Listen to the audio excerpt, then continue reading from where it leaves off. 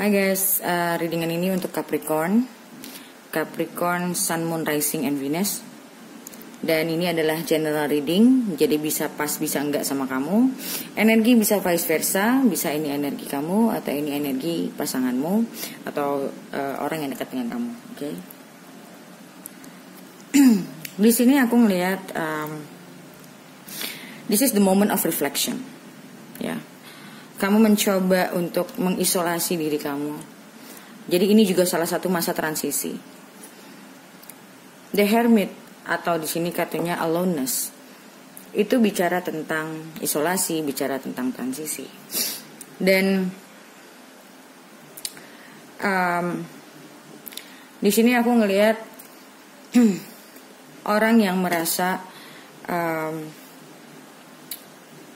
banyak kemarahan sama dirinya, banyak menahan rasa amarahnya. Ya, di sini ada kartu tentang suppression. Suppression itu artinya kita menahan segala sesuatu. Amarah yang tertahan bisa menjadi semacam kayak gunung mau meletus ya. Gunung yang mau meletus itu kan ada aktivitas di dalamnya sampai dia meletus.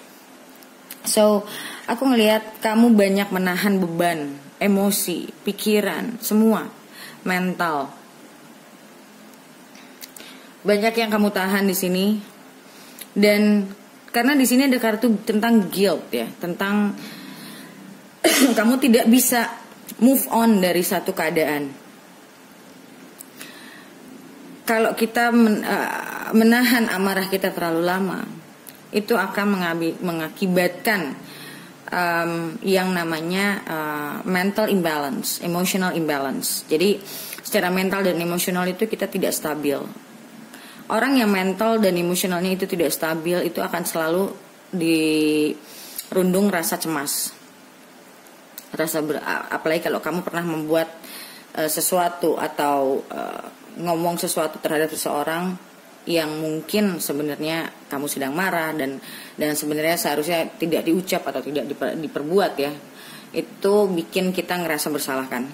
Nah, di sini aku ngelihat perasaan bersalah kamu ini menyakiti kamu cukup dalam. Aku ngerasa di sini kamu menyesali hal-hal yang sudah terjadi. Kamu menyesali di sini ada kartu tentang politics atau kalau di tarot biasa itu adalah Seven of Swords ya. Seven of Swords ini bicara tentang orang yang memakai topeng ya, putting a mask.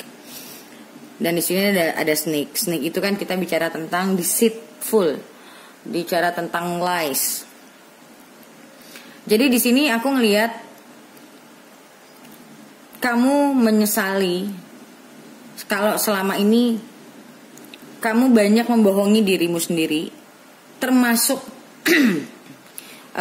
pasanganmu, dan kamu merasa tertekan sama apa yang sudah kamu lewatin. Kamu merasa tertekan karena mungkin selama ini kamu tidak bisa keluarin ya, dan itu mengakibatkan anger yang berlebihan.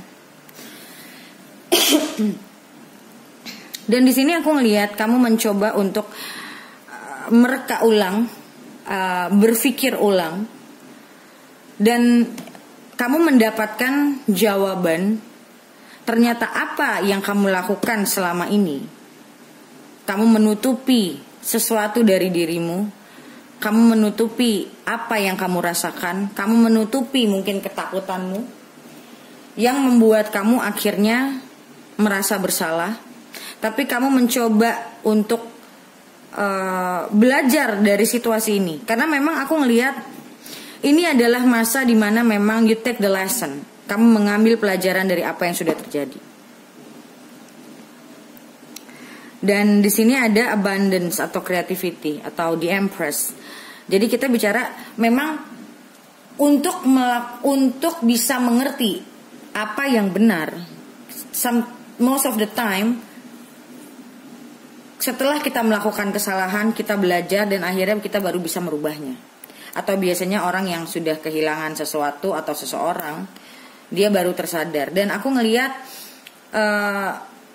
kamu baru mulai menyadari apa yang selama ini kamu lakukan salah, dan sebenarnya bukan kamu baru sadar, cuman egomu yang dulu masih tinggi misalnya. Orang yang egonya masih tinggi itu kan tidak menyadari ya. Dan sekarang kamu mulai pelan-pelan melihat dari segala sisi, kamu mulai assess. Jadi kayak kamu melakukan assessment gitu. Meneliti apa yang terjadi selama ini. Kamu baru mulai tersadar pelan-pelan dengan rasamu terhadap dia, dengan jadi kayak bentuk pengakuan ya, pengakuan kepada diri sendiri. Kadang kita jujur sama diri sendiri itu jauh lebih sulit gitu. Akhirnya kamu mencoba untuk mengakui kesalahan-kesalahan kamu. Dan di sini ada Five of Cups. Five of Cups itu bicara tentang regret, bicara tentang mourning, merasa kehilangan.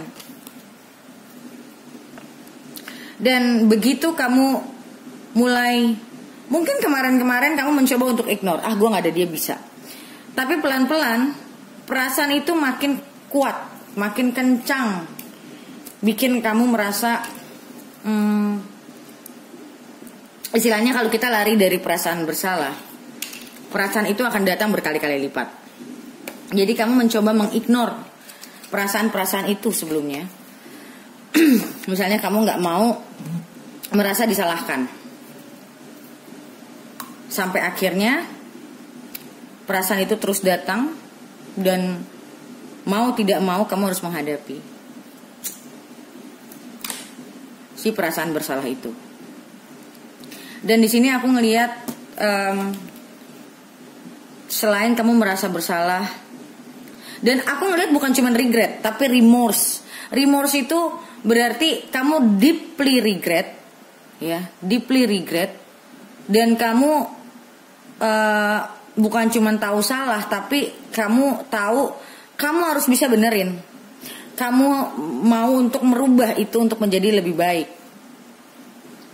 Karena banyak orang menyesal cuma menyesal aja, tapi diulangin lagi. Tapi aku ngeliat di sini kamu lebih ke arah yang kamu menyesal dan kamu mau merubah gitu.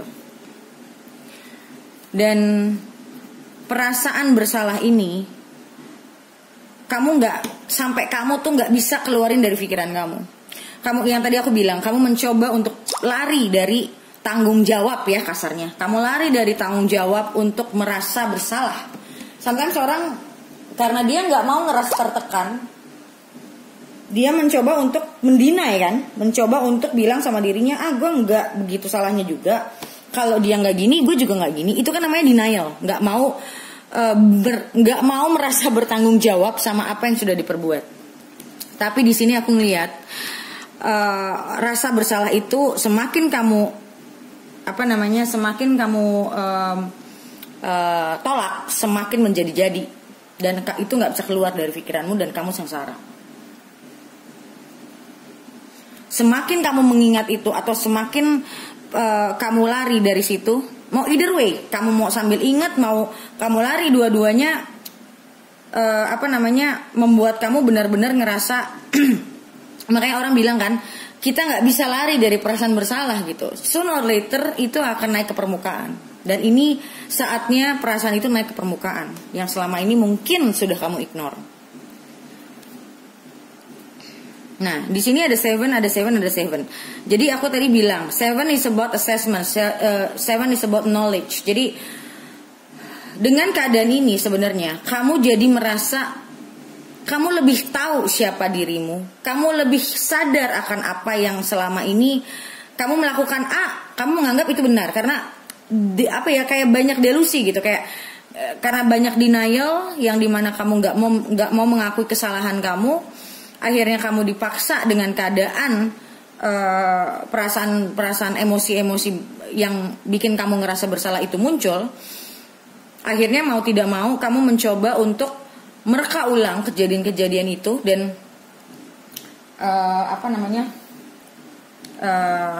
kamu mereflect.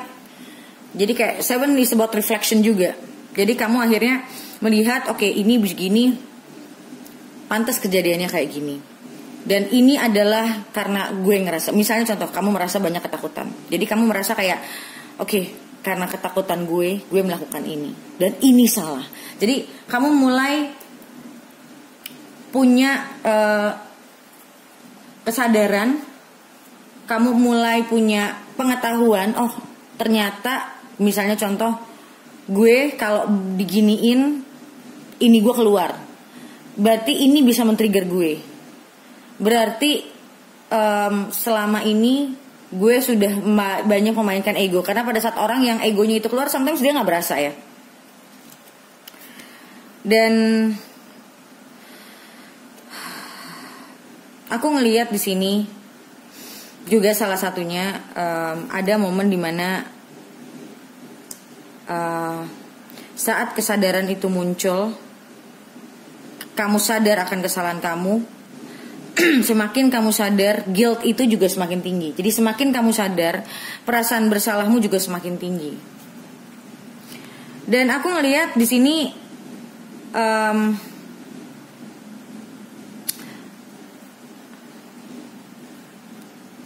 kamu orang yang mungkin dulunya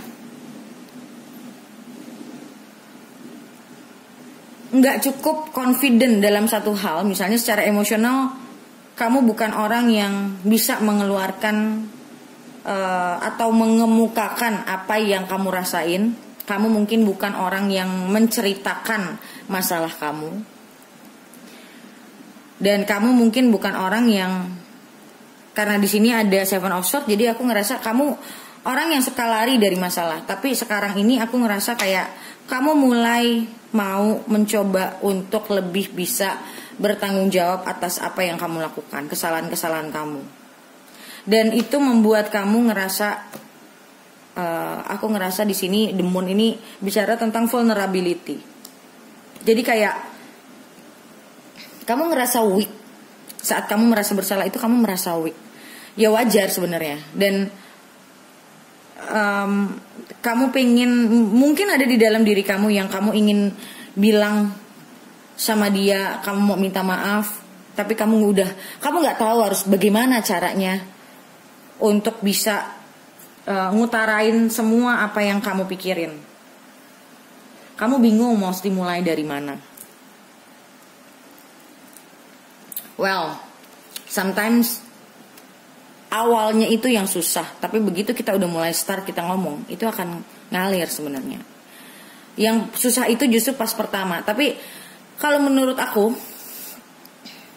yang penting ngomong dulu, I'm so sorry, gue selama ini gak cerita sama lo tentang apa yang gue rasain, bla bla. Nanti dia akan ngalir sendiri. Jadi kamu gak usah bingung harus mulai dari mana. Start untuk kontak dia, bilang sama dia kalau you're deeply sorry tentang apa yang kamu buat. Nanti dia akan mengalir dengan sendirinya. Santai aja. Jadi kamu nggak usah takut. Kamu juga, aku ngelihat di sini bisa juga kamu ngerasa kayak kamu nggak tahu reaksi dia bakal seperti apa. So kita nggak perlu mikirin reaksi dia. Jadi kasarnya gini, saat kita mau minta maaf, ya minta maaf aja. Kita nggak usah mikir kita bakal dimaafin atau tidak. Itu urusan ntar gitu loh. Yang penting apa yang mau kamu keluarkan dulu. Jangan selalu berpikir bagaimana ya respon dia. Karena itu makin menambah kamu takut, dan yang ada masalah kamu tidak pernah terselesaikan. Yang namanya mulai itu memang sulit, tapi kamu harus berani paling enggak untuk start off-nya dulu, untuk mulai ngomongnya dulu. Oke? So seperti biasa kita lihat ke depannya kamu dan dia ini bakal bagaimana. Kita lihat ke depannya bagaimana. Seperti biasa untuk melihat kelanjutan video ke depannya seperti apa, kamu bisa beli di websiteku untuk video lanjutannya. Bagaimana cara belinya? Kamu bisa lihat di komentar paling atas di video ini untuk bagaimana cara beli video lanjutannya. Oke? So thank you so much guys for watching, and I'll see you in the next video. Bye.